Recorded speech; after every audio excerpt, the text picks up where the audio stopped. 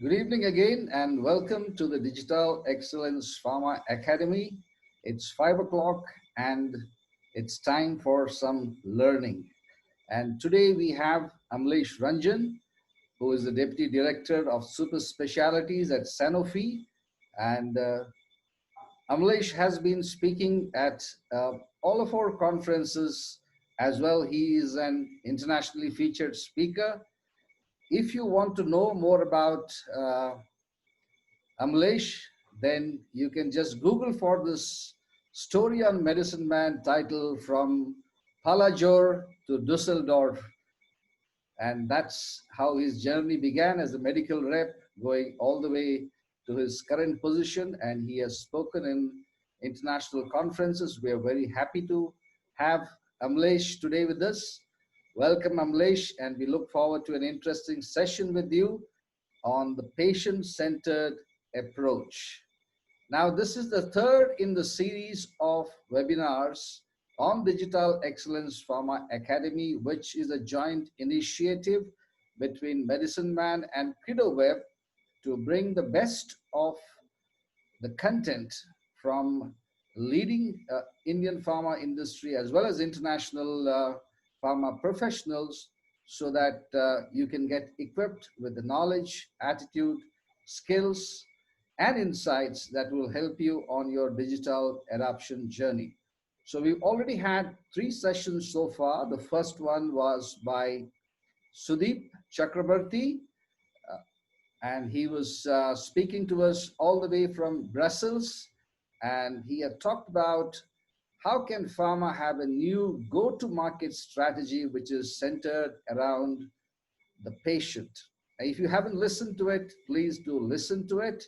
And then we had Sanjeev Navangul, a very senior industry professional who has been a CEO for several years now, and currently he is the CEO of Bharat Serum and Vaccines. And he spoke about patient instead of go to market, go to patient, because if you look at it, pharma is all about making the life of a patient better.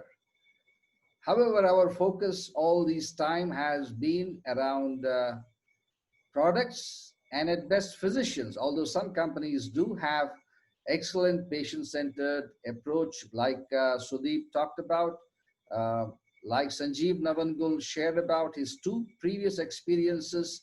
He in fact shared 2 case studies uh, around the patient-centric approach. So today, Amlesh is going to further talk on the subject, and that should give you the much needed clarity of this much used word patient centricity.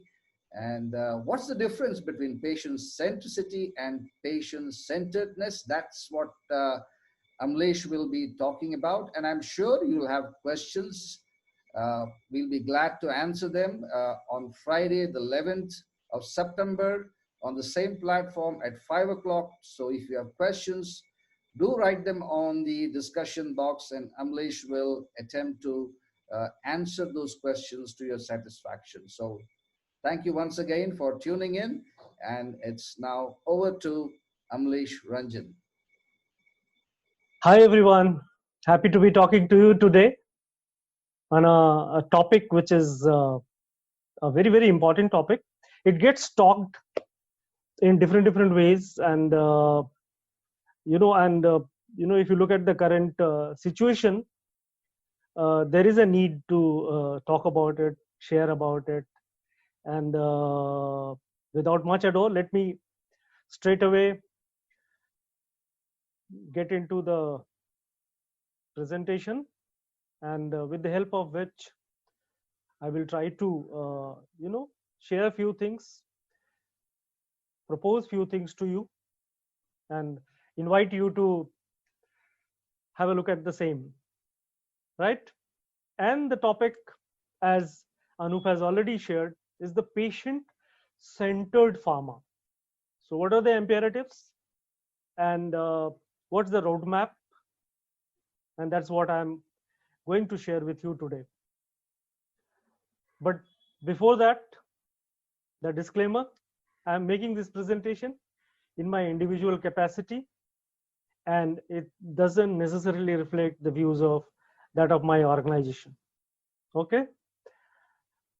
Yes, no, this is not my last slide. This is my the very first slide, and I really want to thank Medicine Man Anup, Team Medicine Man, CredoWeb, and Digital Excellence Pharma Academy for creating this platform where we can share things and co-enrich each other. I want to thank each one of you as well for joining in and listening to me. Yes, Buddha said long time back, in compassion lies the world's true strength. And this is the time, the pandemic, unfortunate, the health and human crisis that we are undergoing. We need compassion much more. So let's be compassionate. That's our collective strength. So we will look at patient-centered pharma from two lenses, the imperative and the roadmap. So of course, why we need to be patient-centered, what it means to be patient-centered, becoming patient-centered, and then staying patient-centered. That's how I will try to structure my interaction with you. And first, of course, the imperative. Friends, we live in a world where health has always been a very, very big issue. You know, the access to health. You talk about things like child mortality rate, the non-communicable or communicable diseases, HIV, cancer, antimicrobials. There are so many areas. We have still possibly not really taken care of. There are a number of unmet health needs are there, which are still getting tackled. And it's in general, health is something that is causing a lot of suffering around. We live in a nation where healthcare is still one area. We have made a lot of progress in so many other areas, but health is one area where we have, we feature among the bottom nations in the world. And again, you take whatever parameter you take, child mortality is one, whether it is diseases, life expectancy, or many other aspects which are there. Everywhere we need to do quite a lot. About say 7-8 months back in Medicine Man only, I wrote an article, and in that article I wrote, and I like to read it. I was quoting WHO about the health catastrophe that can happen in the world. The threat ahead is so large that if it is not taken care of, it can wipe out substantial part of our progresses and gains on all fronts. The task ahead is so enormous that the international agencies and the governments cannot handle on their own, and hence the onus is on all stakeholders in the system. I wrote this about 7-8 months back, and January, COVID-19 struck our world. And yes, indeed, whatever we have built in so many other areas, everything is appearing to be getting wiped away. This one catastrophic stroke that our world is facing today. So health has always been such an issue, and WHO has always been talking in the language that I have just shared. But we never thought that it will strike us in such a severe way. And hence, I would say healthcare is first a responsibility, only then an opportunity. And those of you who have seen me talking possibly will remember that I am sharing this quotation and the slide possibly also for last 10 years now, because I really believe in it. Anybody who is in life sciences domain, in healthcare, health, pharma, or any allied areas, you cannot approach this industry, you cannot be in this industry merely from opportunity perspective. There has to be a sense of responsibility. And once we have this sense of responsibility, the sense of purpose and meaning also comes, isn't it? Today, even a newcomer comes and from their job, they want sense of purpose and meaning. And we want sense of purpose and meaning, which is, we are lucky it is inbuilt in our industry. And hence, being patient-centric, that should come easy to us. It should be something which is natural to the organization or the professional in life sciences domain. Health has always been a top priority. This is not a new thing, but health was, something like number 3. Sometime back, this sustainable developmental goals were proposed by United Nations, and it was number 3, but then now it's absolutely topmost priority, and rightly so. Luckily for us, there is a good news in this scenario that pharma has really delivered when this crisis happened. And we as a major stakeholder, we are a major contributor to this industry, to this domain. We have really risen up and have contributed. And it is for the first time, that reflections are there, and we have really, our reputation has soared. And that's the good news. And with this in mind, I'll just ask one question: if not now, when? Patient centricity, patient centered, whatever we talk. I mean, this is the time. If not now, if we don't change ways, if we don't do things in a way by which healthcare and our own industry gets transformed, if not now, then when? Definitely, this is the time. And think of it, patients were always in the center. All other players within this life sciences domain, they always considered patients as consumers also, and kept them in the center. Patients were there, are there in the middle of the finance wheel, which is there in healthcare. And thanks to technology, patients are in control now, and rightly so. So these new technologies, social media, the apps, the interconnectivity, their own orientation, all this is making them in control. And it's a good news, trust me. If you take charge of your own health, there is nothing better than that.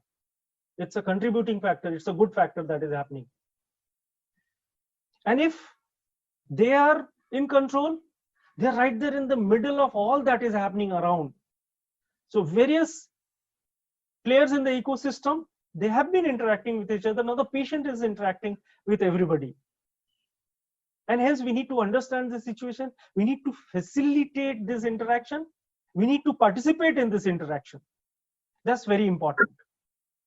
And friends, patients are not just in the center. They're on the top of the pharma universe. And yes, physicians take care of them. Our sales and marketing is there to take care of the physician and thereby the patient. But all other functions are also appear to be converging. And it's happening. The patients are the reason for which we exist. And hence, they're rightfully on top. Now, every function within the life sciences domain is doing to, help the patients, support the patients.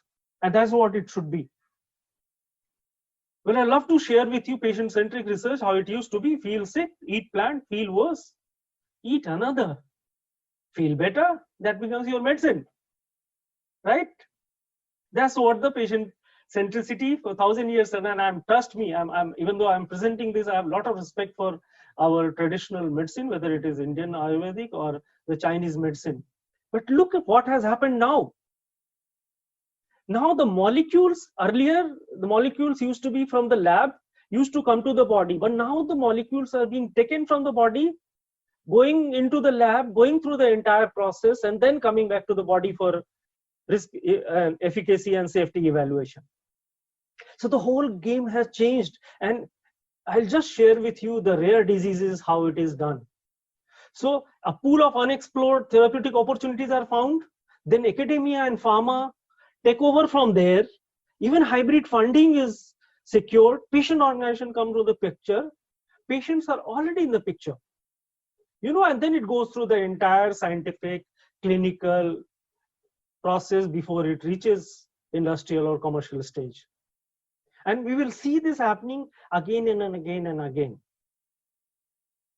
So with this, let's come to customer. Before we go into patient centricity or patient centered, let's look at customer centricity. And again, Professor Feder of Wharton Business School first gave this. And so aligning companies' products and services with the wants and needs of the most valuable customers, isn't it? And here in this slide, I'll seek your attention on just one point.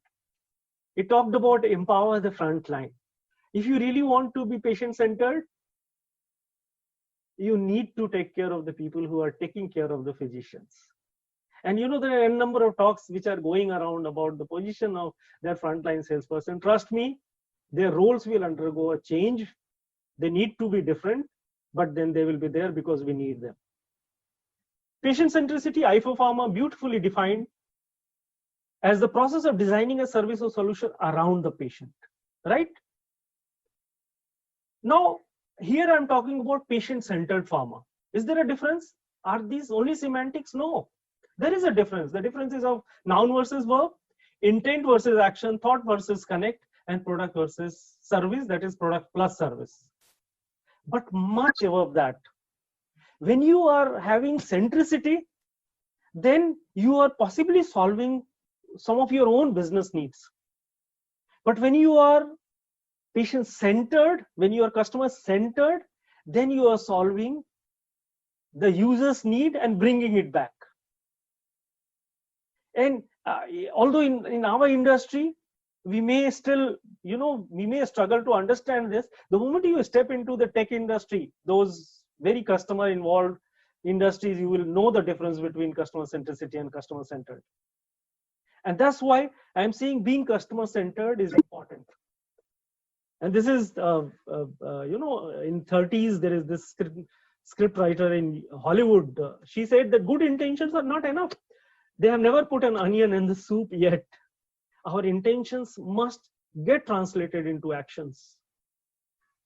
And that's why I'm repeatedly talking about becoming patient-centered. So what is being patient-centered in healthcare?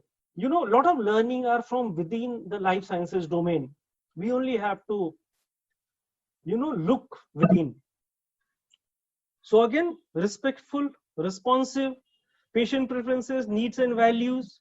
And it's the patient values which is guiding the decisions. That's what healthcare considers. What it means to be patient-centered in pharma, and I'll read this. It is about experiencing the world from the patient's perspective, strive to understand and improve with empathy and compassion every single aspect of patient's life experience as it relates to living with a specific disease. Mark these words: before, during, and after the process of becoming aware of their diagnosis. So looking at things from the patient's perspective, and it's talking about the entire journey, before, during, and after. And that's what being patient-centered is all about. So with this, let's come to the roadmap. See what is becoming patient-centered or staying patient-centered means, and what I am proposing to you. So first, let's once again go back to the concept. What is the customer centricity? Set of activities that create value for the customers: interactivity, proactivity, behavior-driven, integrated, analytical decision opportunities. But more than that, creating an engaging customer experience, right? It's so important. And over and above that, the 4 P's, the classical 4 P's of marketing turns into 4 W's, that is who, where, why, when. So who are those customers? Where are they? Why are they there? When are they there? When you align yourself to this, you become centered care that has been proposed by Pickers. Respect for patient preference, coordination, integration, information, education, physical comfort, emotional support, involvement with family and friends, continuity, transition, access to care. Tell me which one of this cannot be taken up by us in the pharma industry? May not be all, maybe in part, maybe 2, maybe 3, maybe 4. But this is very much feasible, and I'm not saying it is not getting done. It is getting done, but much more need to happen. Many more need to do it. That's definitely there. And again, it's about adding, creating, co-creating, and delivering value. So once again, I'm taking examples from healthcare because a lot of learnings are there from the healthcare which pharma can adopt, and hence I'm bringing it here. And when we take use of the supportive technology, then we are able to, you know, create value as well as deliver value. So with this, let us look at the roadmap. How does it look like? How I look at it. So patient's expectation, need, patient journey, pain point, patient profile, and segments. And taking that into account, you align the organization, set strategy and goals, and design the offering. Right, friends? We just move forward. Again, if this journey has to be there, you need to be on this roadmap. The leadership has to, take the lead here. So developing a compelling patient engagement and advocacy vision, and translating patient priorities into a specific deliverables. And as you will see here that the patient insight and unmet needs are what is holding the entire leadership journey up in this domain. Patient-centered vision. I mean, yes, that reflection of your intent need to be there in your vision. Once again, I'm sharing here some of the statements here, and I'm sure there are many other organizations also who have this kind of a vision where patient is firmly in the center. But this expression of the intent is equally important, because then it percolates down within the organization and it gets reflected outside also. The stakeholders view it the same way. And I have just two-word mantra for becoming patient-centered, and that is think disease. Friends, the moment we take our product-centric, business-centric thinking and convert into disease thinking, the whole ballgame changes. Our orientation changes. Our approach changes. Our thinking changes. Our strategies change. Our implementation change. Our team changes. And hence, it is very important to think disease. And once we think disease, we will understand the disease life cycle, which is not very simple. You know, there are so many different directions it goes, right from diagnosis to detection to diagnosis, risk, management, treatment, all aspects. There are n number of things are there, n number of players are there, n number of connectivities are there. Again, even understand the patient journey. We often see patient journeys getting reflected in a very, presented in a very linear way. It is never linear. When even ourselves, if somebody within our own family and circle also has some disease, we know what directions it goes as far as information seeking, information sharing, or consultations, or steps. So many things are happening, and we need to understand this whole thing. It is the patient who is going through this entire journey. We need to be there with the patient.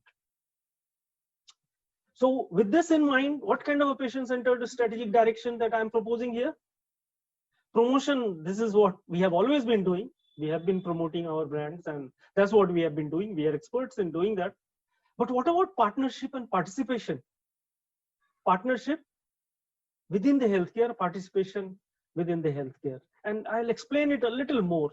And for this kind of a strategic direction, we need a patient-centered model where alone sales and marketing is not enough.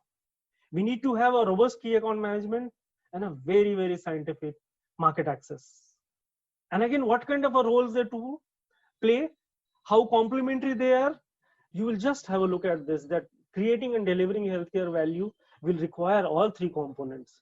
So while we know sales and marketing delivers the content, solutions, and support, but the moment you go into key account management aspect where you are partnering with the healthcare providers, then you are talking about bundling, assistance, outreach, all aspects. And the moment you are going into public health space, market access come to the picture, then outcome, access, society, community, all these aspects are there. And it is very important it's very important for, as a key player for pharma to get into these spaces as well. And I'll be proposing here 3 partnerships and 2 participations. So we have patients, regulators, public health system, physicians, and the private healthcare. First, partnership with the regulator. It's very important that we self-regulate ourselves. We co-regulate along with our other industry partners, and truly be compliant, not just in letter, but in spirit as well. It's very, very important. More and more we are going to get into the patient space. More it will be needed that we understand the regulation and adhere to the regulation. And if some regulation need to undergo some changes or somewhere, again, it is the regulators who are going to do that. But we need to be within that boundary, and it is very much possible to operate within that boundary and yet deliver value, yet be patient-centered. But it's very important. This adherence is very important, friends. And we should not wait for some, document to come tell us how to do our marketing, good marketing practices or ethical practices and all. That should come naturally to us. It's a given in our industry. And it's a high time we are there. Now, again, this is one of the slides which I have already been presenting almost for 10 years now. I have always said that this 10 by 10 room called Doctor's Chamber is the center of the pharma business universe. It was, it is still. So whether the doctor is sitting in the clinic, inside a hospital, or sitting at home and doing teleconsultation, this 10 by 10 room where doctor sits and interacts with the patient, that's where the pharma's center is. So we need to do all those things which is going to facilitate the way patients are taken care of. And hence our first partnership need to be with the physicians. And how do we partner? By creating and providing those solutions which are going to help him in managing his new or old patients or different therapies areas in different ways. And yes, there are a number of good efforts are happening, number of good initiatives are there, number of good best practices are there for us to see and adopt. And of course, finally, partner the patients as well. Yes, it is possible. Whether you want or not, they are already self-empowered, they are already coming into the picture. And as I have just shared some slides back, that the research there, any which ways it is starting, they're part of the clinical trial process and all. But here also, if in managing their own disease, they need to partner with the pharma, they need to partner with us, then we also need to be willing to partner with them. But yes, there are boundaries, there are regulations, there are privacy issues, there are data, all that we need to understand and operate accordingly. But we need to partner, that goes without saying. Now I have talked about 3 partnerships. Let me talk about 2 participations. First participation is with our private healthcare, that is the corporate hospitals. Why we are only supplying medicine to them? Why we cannot join their hands with them, do education, research, and outreach along with them? We have our strengths. They have their strengths. These complementary strengths, if we bring together, a lot can be done. A lot has been done. There are organizations I'm aware of who have done that very successfully. And biggest advantage of that is what? That you are not just a mere vendor supplying medicines. You really become partners, healthcare partners. And that's such a great goal to pursue, isn't it? Yes, eventually it optimizes your business as well. Participate in public health system. And high time we do that. The kind of health and humanity crisis that we are facing across the globe, within the country, in every aspect, we need to join hands with the stakeholders, with the public health system, and do whatever that we can do to promote well-being, whether it is social, community, mental, and to achieve the health outcomes, achieve the education awareness goals that are very, very important. Health is something that will require everybody's involvement and attention, more so from pharma, who has such a huge stake and responsibility here. Practice patient-centered values, empathy, compassion, trust, absolutely a given here. I don't have to even explain this. Actionate patient-centered approaches, empowerment, experience, and engagement. Quite clear. That's what, as I said, they are also consumers, and they are aware now, they are connected now. And definitely it will help if we empower them, give them the experience and engage them. Excellent patient-centered elements, knowledge, information, and knowledge is given again in our industry. Information is something that we can gather, continuously we can gather. Everything is getting talked out on the web now. Patient groups are there, they are asking questions, they are giving answers, a lot of things are happening, and then that connect also is important. Wherever they are, we need to be there. Consciously, we need to be there. And with this, we set patient-centered goals. What are those goals? Outcome and outreach. So outcome is the biggest value that anybody can deliver within this health and healthcare domain, be it pharma, medtech, be it hospitals, be it anybody. Whatever solutions are there, the biggest part is the disease outcome and the health outcome. And of course, outreach is important. As I said, that they want to connect. We need to connect with all stakeholders who are there more so with objectives. And what are those? Awareness, assistance, availability, adherence, advocacy. So friends, I mean, I'm not saying we have not been practicing. Many of these are getting practiced already. We are doing it, but that those number of those who are doing need to increase, and number of things that we are doing also that need to increase, because these are the things which are facilitative in improving the outcomes.